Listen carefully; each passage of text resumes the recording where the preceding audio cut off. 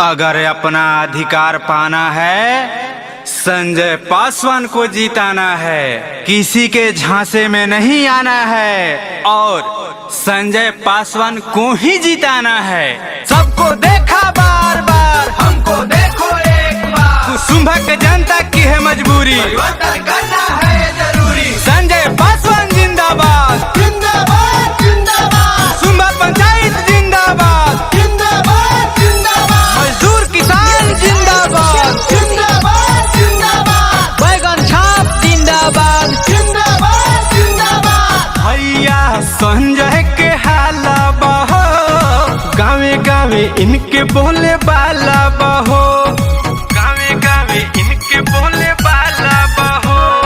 भैया संजय के हाला बहो, गावे गावे इनके बोले बाला बहो।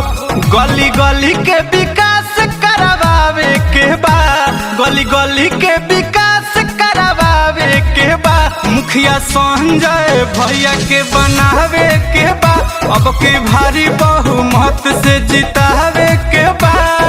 सबको देखा बार बार, हमको देखो एक बार। कुसुम्भक जनता की है मजबूरी, परिवर्तन करना है जरूरी। संजय पासवान जिंदाबाद, जिंदाबाद जिंदाबाद। बैगन छाप जिंदाबाद, जिंदाबाद जिंदाबाद। हरदम सेवा में रही है तैयार हो, मौका दो भैया के अब की बार हो, मौका दो भैया के अब की बार हो।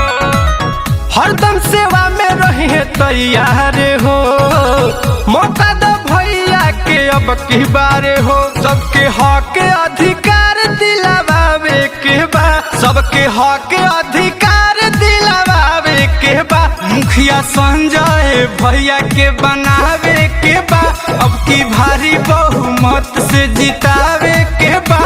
मजदूर किसान जिंदाबाद, जिंदाबाद जिंदाबाद। बैगन छाप जिंदाबाद, जिंदाबाद जिंदाबाद। सबको देखा बार बार, हमको देखो एक बार। कुसुम्भक जनता की है मजबूरी, परिवर्तन करना है जरूरी। संजय पासवान जिंदाबाद, जिंदाबाद जिंदाबाद। कुसुम्भा पंचायत जिंदाबाद, जिंदाबाद जिंदाबाद। घर घर आवास मिली बनिया आंगनबाड़ी, लइका सब पढ़े जइहे रहिए नया नारी, लइका सब पढ़े जइहे रहिए नया नारी।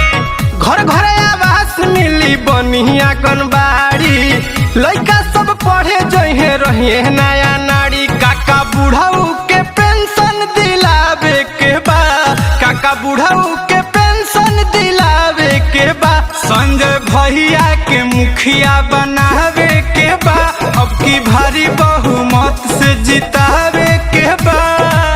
नोट के बदले आपका एक गलत वोट 5 साल के लिए देगा चोट।